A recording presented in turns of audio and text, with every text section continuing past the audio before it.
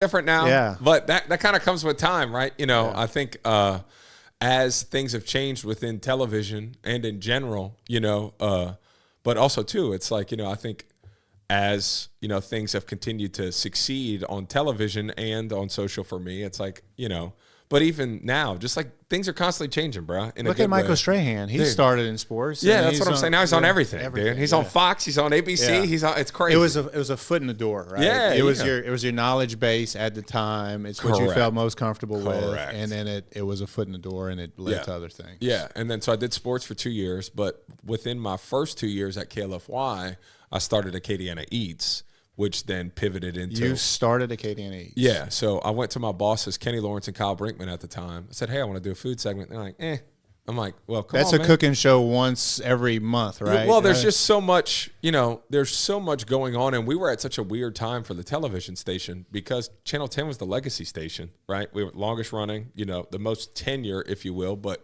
just trying to prioritize what people want to watch, right? That's going to be inherently more conservative on their viewership. Yeah, like, less willing to try new things. Yeah, let's get back to doing, and I think they did a fantastic job from a management standpoint of just let's get back to doing the news. You know what I'm saying? Like let's put the train back on the tracks and let's just do a newscast the way everybody else is doing it, and then we can get back to adding our flavor and culture to our newscasts once we have this whole thing situated. Because for the longest time, KLFY was so culture based, I think it had kind of gotten a little hectic. Whereas they tightened up how we operate. And then we started inserting the cultural aspects of things. So they eventually came around, and then instead of me doing it during what was called a ratings period, they're like, no, let's do it every week. And then sure enough, they were the ones that really kind of saw the foresight to do it every week. And then it's turned into a monster, man, in the best way. What was the first iteration of Acadiana Eats? So this is actually, I know we're taping this in the fall of 2024. We're officially at 9 years of Acadiana Eats. Oh, I lie. Wait. 2024. Yeah, okay. We're officially at 9 years because it started in 15. I've been at Channel 10 for 10 years, so 14 was when I started at Congratulations. KLFY. You made a decade. Yeah, made a decade at KLFY, baby. Carter, that's pretty good. There's that Nichols math working for Gerald. Yeah, no doubt. As I'm learning, for sure. But because I've been in TV 11, I started at Channel 10 years ago. That's Carter. Help me out. That's a long time, right? Yeah. With a station, is that? Yeah, for sure. Okay. Yeah, especially these days. But kudos to them for and me. I think we've both done a really good job of growing together. And I always hold Channel 10 in a super great light. You'll never hear me say anything bad about KLFY ever. They've been great to me.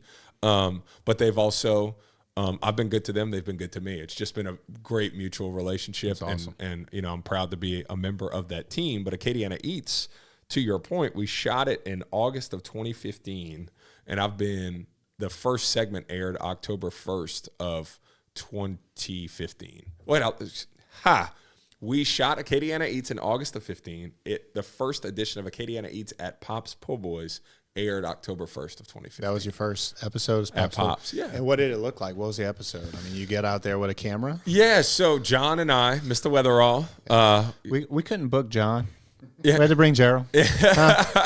He's up there with you, brother. Oh, no, look, and that's it's been such a beautiful, friendship there, and we can get into the nitty-gritty with that. I want to talk about John for sure. Yeah, so John has been a huge blessing in my life, but John and I both went out on a food. I'm like, man, I don't know what this is going to look like. I don't Bring know the how camera, John. I don't know how we're going to put this together, but I know we got the approval to go shoot a couple of test episodes of Acadiana Eats. Let's see what this looks like. And then, I go back and watch them, and I'm like, oh, man, rough to watch. But like anything else, man, with reps, you get better. Yeah. Similar to this podcast. Same. You go watch the first one, you're like, man, we crushed it. Yeah. And then here you are, down the road, and you're like, bruh. This is brutal. Yeah, correct. But, but I always do love the people that have been rocking with us since the beginning, and it's been really cool to kind of see what it's all turned into. And how has the show evolved over time? What was the original kind of concept? What did it get to now? I mean, I think it's a cultural phenomenon. Yeah, it's been a blessing. And I think what's cool about it is it's still very television-esque, right? Like, instead of me being, my my, like, I don't want to say natural self, because it is still me being natural, but it's like TV polished, right? You know what I mean? Which is a thing, I don't know if that's the technical term for it, but, one of the things that got me excited about social media when video started to take over was like, oh man, I can put on some cash money on it and, wear my hats and I can be myself, so to speak, because it's not part of this bigger, like, corporate television, which isn't a problem. I love my company, I love my station, but there are certain expectations of what things need to look like on air, as there should be. Right. You know so what I mean? I wear a hoodie and when I'm doing a legal clip on a podcast or at home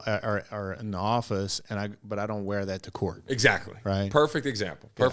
So, so John and I roll up, we go to Pops, and then had no idea what it was going to look like, had no idea what that would be, but I just knew we could get to the point where we could showcase local restaurants, because that's what called to me. Was never a success standpoint, a financial standpoint. Oh, one day this is going to have this amount of sponsors and I'm going to be able to raise my family here. And never was a thought. It was just like, hey, why don't we do a food segment spotlighting all these local restaurants and all this great food that we have in our community? Why is nobody doing that? It's crazy to think that at the time, the other television stations, nobody was doing it, and we were the cultural station for decades, forever. It's what we were known for. Why weren't we doing it? So the format itself is still pretty similar. You know what I'm saying? Like, located on Jefferson Street in downtown Lafayette, right. Soundbite of Colin Cormier. Like, we've been open since March of 2014. It's like,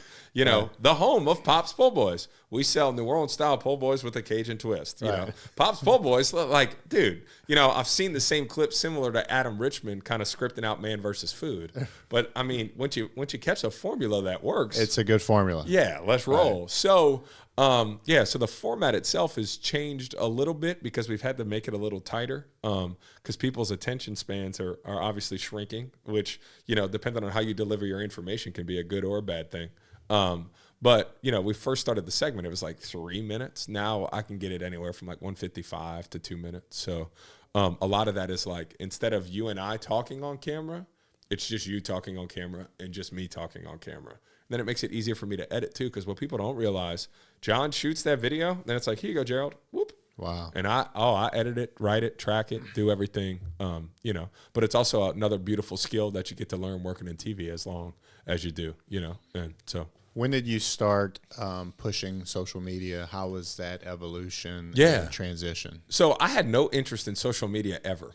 In fact, the television station, at times would be like, hey, why don't you post pictures of the food you're eating? Why don't you, and on your personal account, or on my, even because I had a work Facebook page at the time, right? And we had an Acadiana Eats Instagram where I was just posting pictures. And then in 2021, when I saw the shift kind of happen, and I'll tell you, I know I gave John some love, always do, but John had actually grown a haunted attraction, right, to insane numbers in a short amount of time on TikTok and Instagram.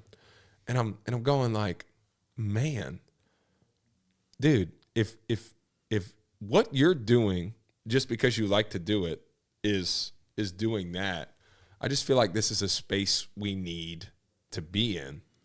Was this before he went viral on Mardi Gras? So John was not growing his own pages. He would post stuff on his Facebook from time to time. He had an Instagram.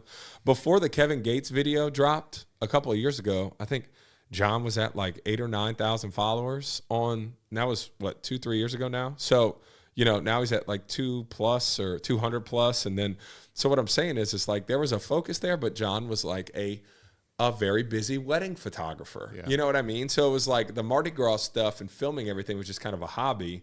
Whereas like with me, I've always loved what I do at the television station, but I always have felt like, man, what can I do where I can, what's cool about local TV is like you really get to get invested into your community. But the tough part is like, I kind of felt like trapped by our 8 parishes. But I lived in Thibodeau. I lived in New Orleans. I lived on the north. Like, I've lived all over the state. I lived in Alexandria.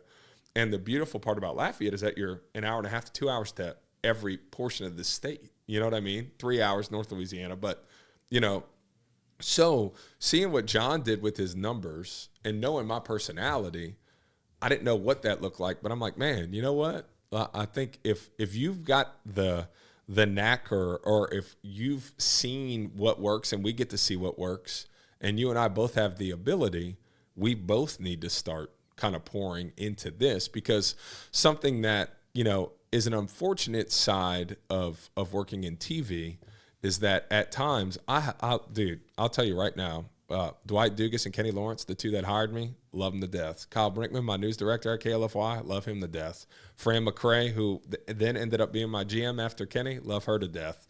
Michael Sipes has been my news director for almost 8 years now. That's my guy. And Chris Cook, who's my GM now, love him to death. All of them have been super gracious and given me plenty of opportunities within the television station to, you know, do my thing. And, you know, the television station has got to also benefit as well as me. It's just been a great mutual relationship. However, that's a lot of names in 10 years.